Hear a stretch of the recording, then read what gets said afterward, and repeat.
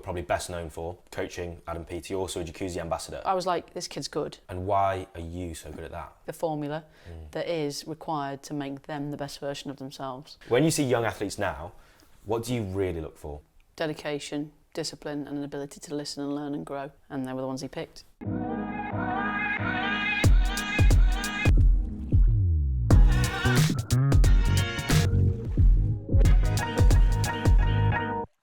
Welcome to the Jacuzzi Podcast. I'm Ed Baxter, and today we're joined by Mel Marshall, MBE. How you doing, Mel? Good, thanks, Ed.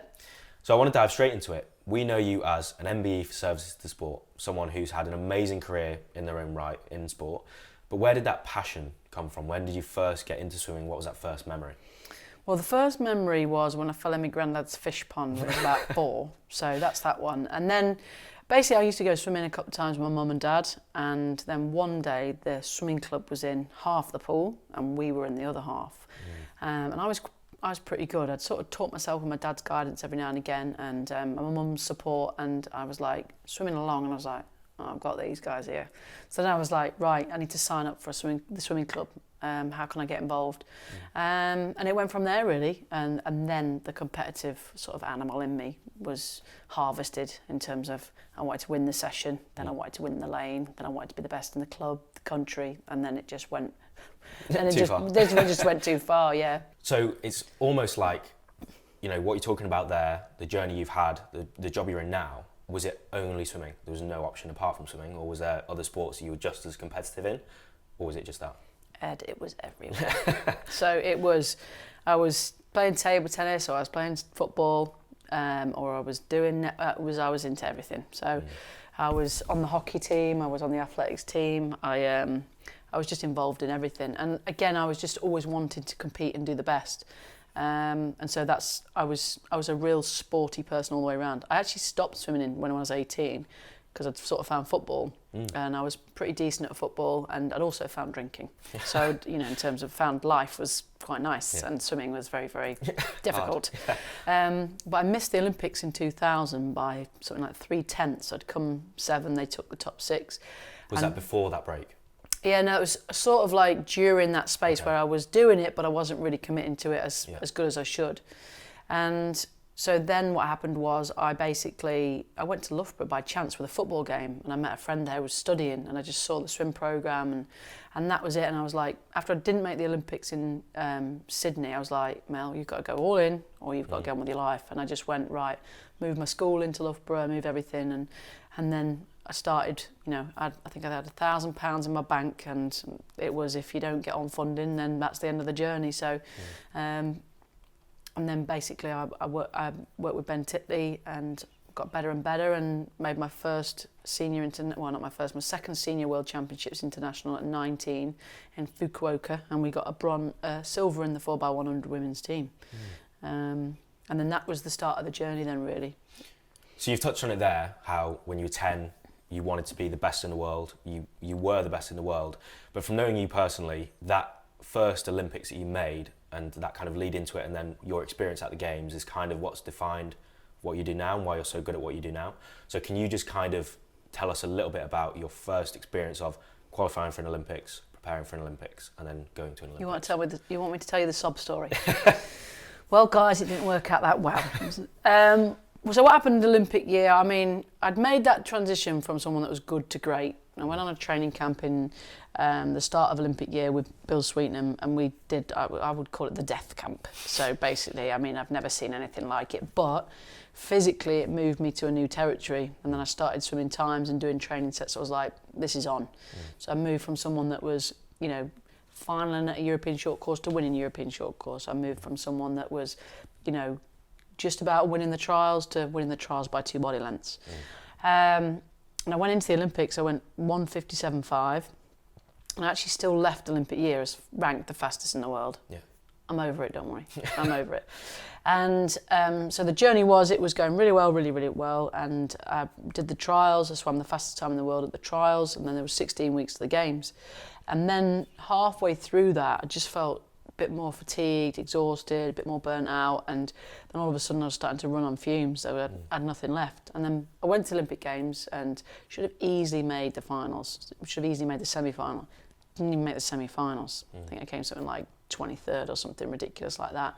And then I'm there with a broken heart, 15 years of my life invested in that, and it had all not come off. And that moment, I continued on with my swimming career beyond that. I had further successes at Commonwealth Games and European Championships. But that moment there was probably my biggest learning space to where I can now support athletes. Because during that period, I probably felt not that well supported. I felt a lot of pressure was being pushed down on me. I was a first-time Olympian. My coach was a first-time Olympian. The performance director, the head coach, was incredibly intense. And so it just wasn't really a recipe for a great experience. I have some responsibility in that. The other people have some responsibility in that. But ultimately, it didn't come off. But what I learned in that space about how to protect athletes, how to write programs, how to periodise things with a longer vision in mind, it really helped establish some of my key philosophies now as a coach, for sure. And we'll get into when you went into coaching a little bit more later. But when you finished your swimming career, you'd won multiple international medals. You had competed at 2 Olympic Games, and then you're going from being the very best in the world to coaching at a swimming club. It's a very different experience. Yes. How did you find that transition and going into, I guess, more of the real world? Well, it was a learning curve, I must say. And what was really interesting was, I remember I was signing autographs on the Saturday, and I was having an argument with the gas boiler man on the Monday about what I wanted to do with the swimming programme. I was like, I've just been doing this for 25 years, and no offence, you're a gas boiler man and you think you know more. Yeah. So there was all those sorts of dramas. I think the one thing that was great about that, though, was the first moment I walked on the poolside, there was it was actually a committee member at the time, and he said, you can't have performance in these circumstances, you have to move athletes on. And it was game on from that point. This guy had said, you can't have performance, and I was just like, yes, we can. And then I just grew the programme, so I just tried to make, I guess the culture that we established there was that you go to your Olympics, whatever that is, whether that's to get to the end of 18 and go off to college and swim, whether that's to go to the actual Olympics, but there's no limits. That was the culture that we created. And I tried to, I look at those kids that I coach now, I mean, we were both so lucky, but my God, they were lucky, because I was 26, I was full of energy, I'd just come out of elite sport, and I just was full of this love for the sport that I wanted to give them. And they had everything, like we got mentors in, like Rebecca Adlington, Joanne Jackson, we took them on charity events, we did everything that you could ever imagine. And so, but the whole experience was incredibly different from being so almost like highly regarded in your sport, and then a week later, fighting all these fires that in terms of come with being a head coach in a, effectively a small community club with nobody that's paid except from you. And it was very lonely, and it was particularly lonely because I had to fight off not only being a woman, but also that I wanted to make things better, and there's growth and progress and change in that, but also that I was an elite athlete, and for some reason that in the coaching community was not well received. And I really had to fight that relic off of, no, actually I have been doing this for 25 years, and I've been conscious in that journey. I've worked with some great coaches, I've seen some amazing things, and have got this wealth of knowledge that I want to bring in. So you're talking there about when you went into that job at the City of Derby, you had so much fire, you had so much passion for the sport. Someone who's just left elite sport of trying to be the very best in the world and then going into that role, it's really hard to find that. It's quite rare, I think, for an elite athlete to suddenly get that spark again. Why did you manage to get that where most people don't? I think one of the things was because I was quite conscious in my reflection process through being an athlete, I'd come to the terms with the fact that it was going to end. But also, I'm a winner.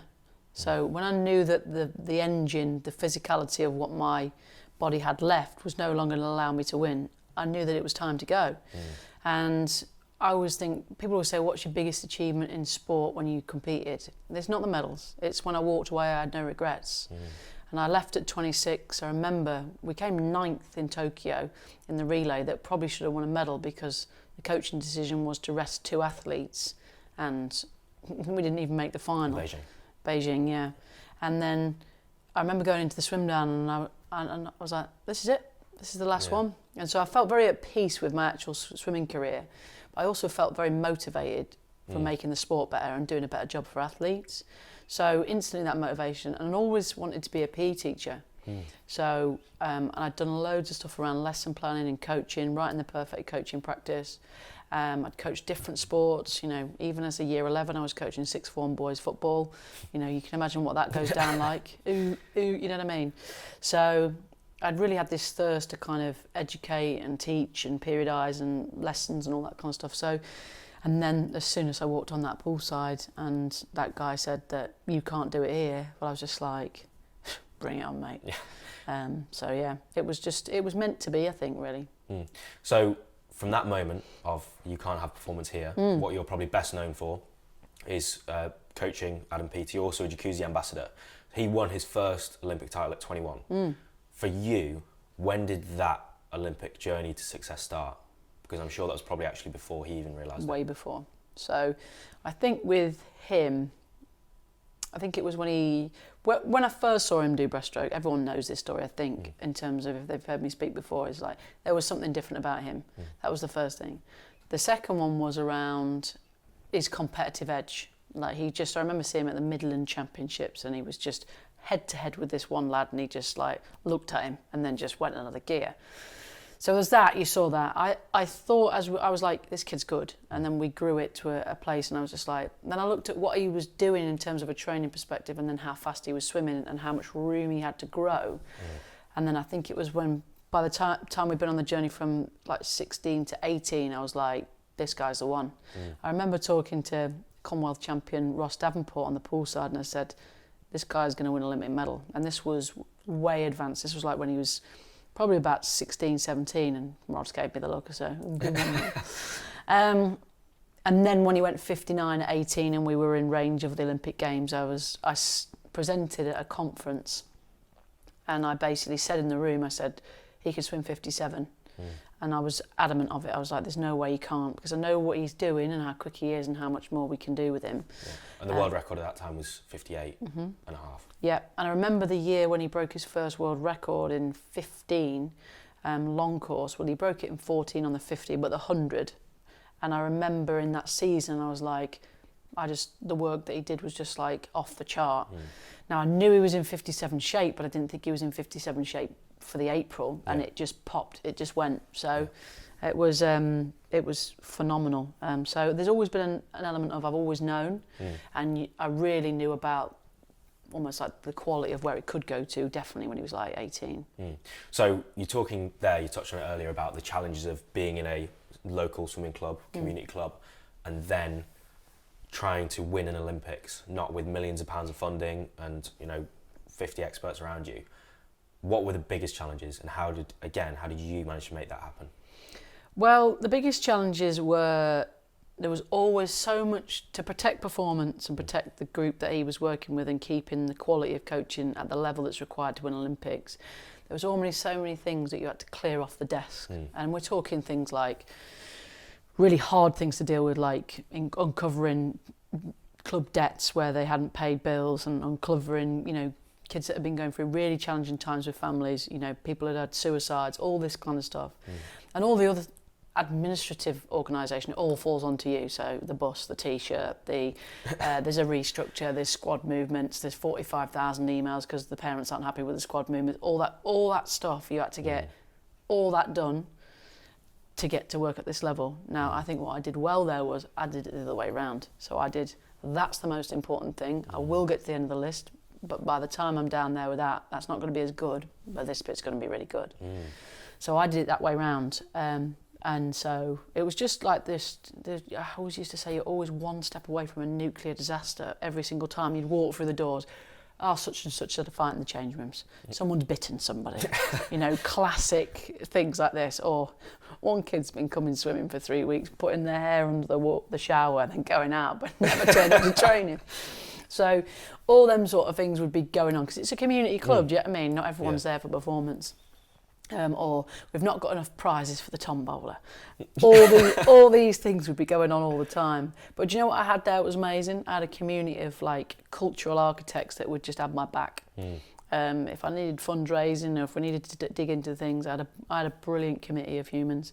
And that's one of the reasons why I attribute the success, because they came on the journey with me. They believed that anything is possible, and they just were like my wingmen and women all the way through. Yeah. So you won one Olympics from, you know, this small community club, but you talked earlier about how everyone has their own Olympics, and you want to make sure in that club it's not just someone winning the real Olympics, everyone wins their own. I've only ever heard you talk about that. So where's that philosophy of everyone has their own Olympics come from? I think that for me comes from, I guess, a duty of care for sports more than sport to me. It's like a family. You know, whenever I was having a difficult time, I was always going swimming, so I was happy. It's always been a constant in my life. And so I've always felt very protective over the people that are involved in under my care or in my sport. So it's more than just a job.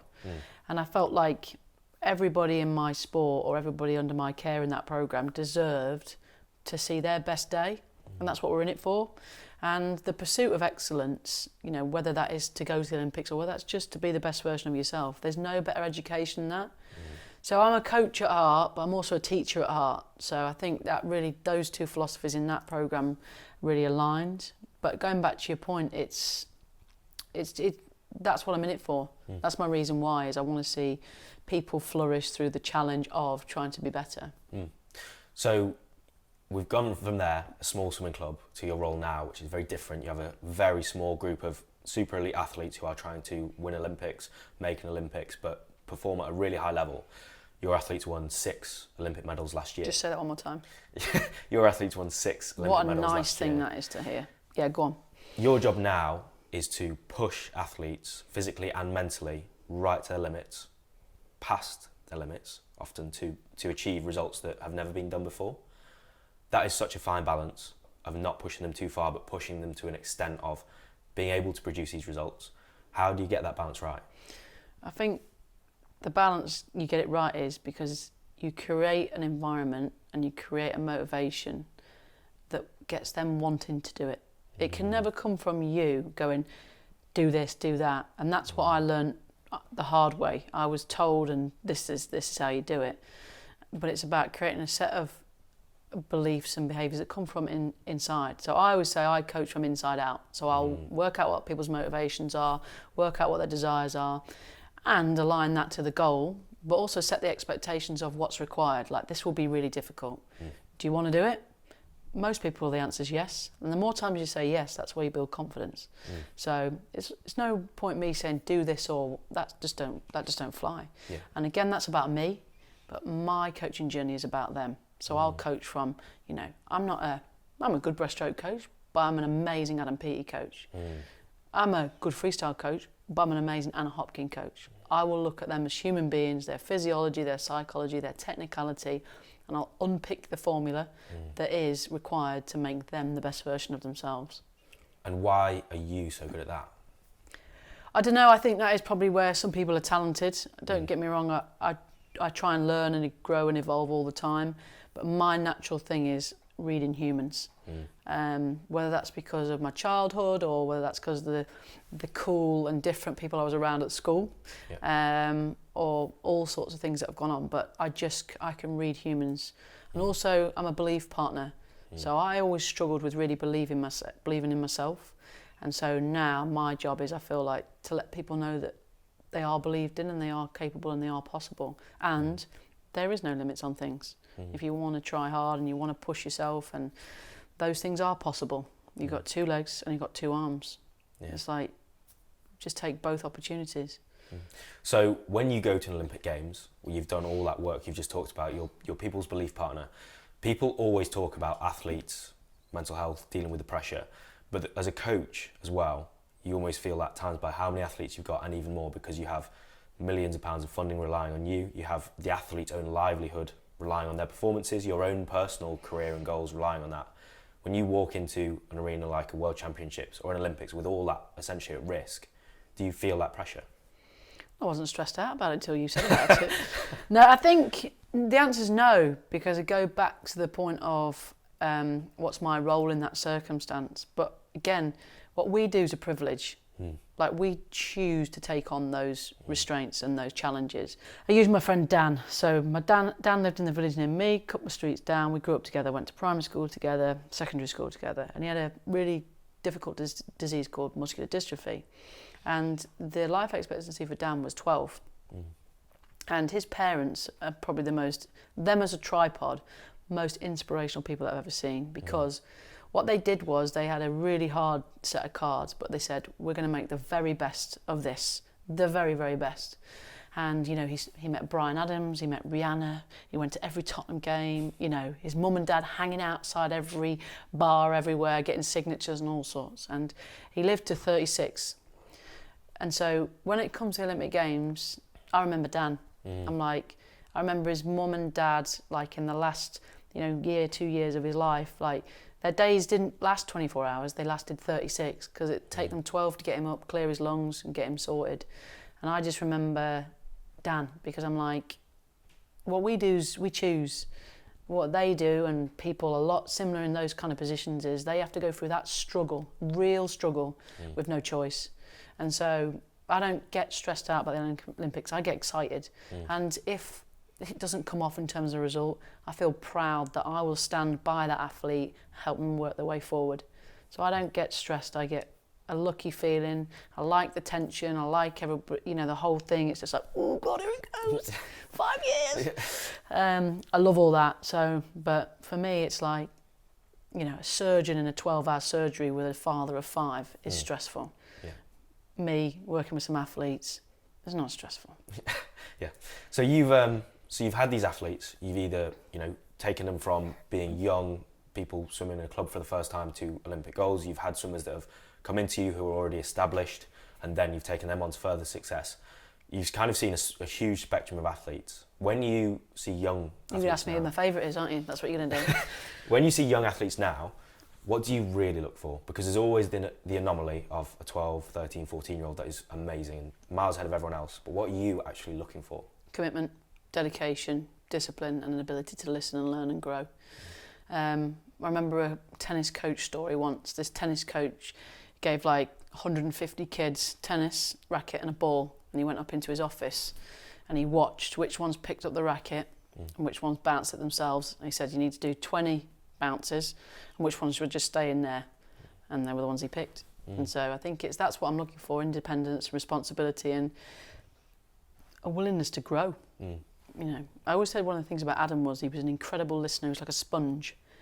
He would take it on and he would apply it, and that's what really, you know, I came straight out of elite sport. I had this book of knowledge, shoved it straight into his, you know, in terms of his intellect and his experiences, and he just soaked every single bit of it.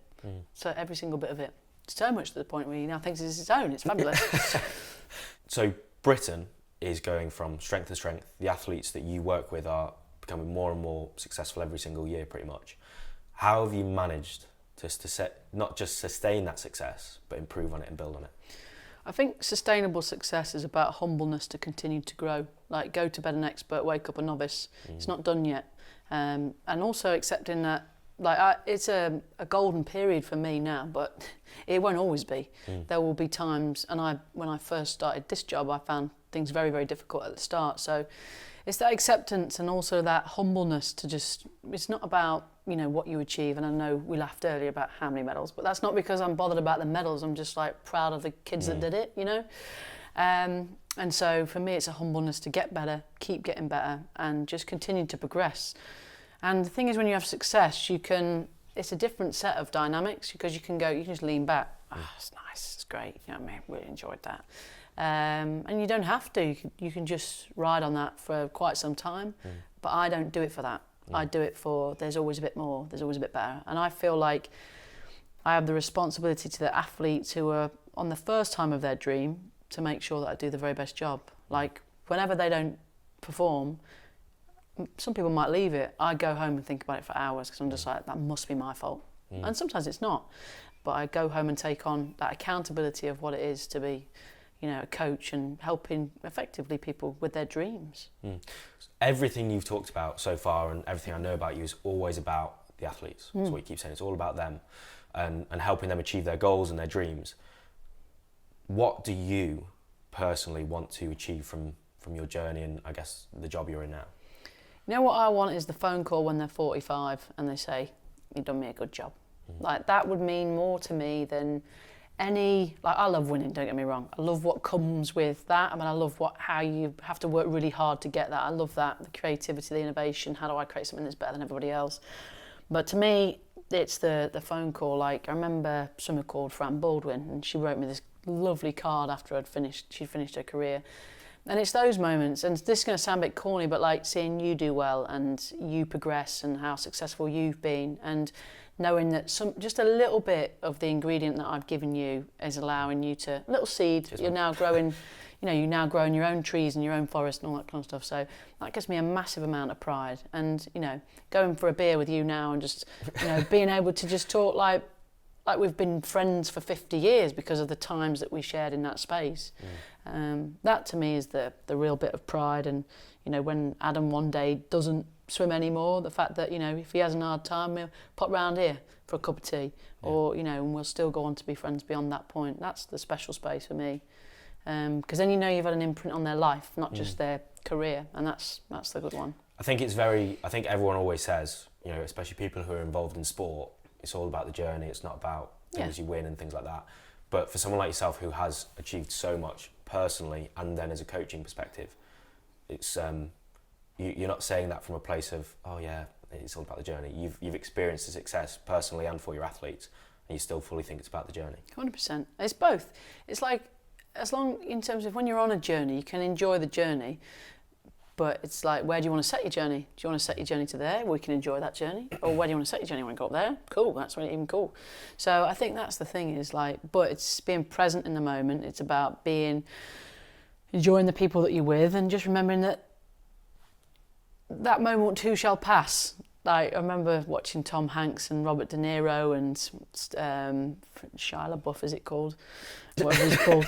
And they were all saying, that dark day in your life, that moment too shall pass. That high in your life, that too shall pass. So that acceptance of in sport that, there'll be good times, and that too shall pass, and just being present in the moment, even if it's a bad day. Right, why is this such a bad day?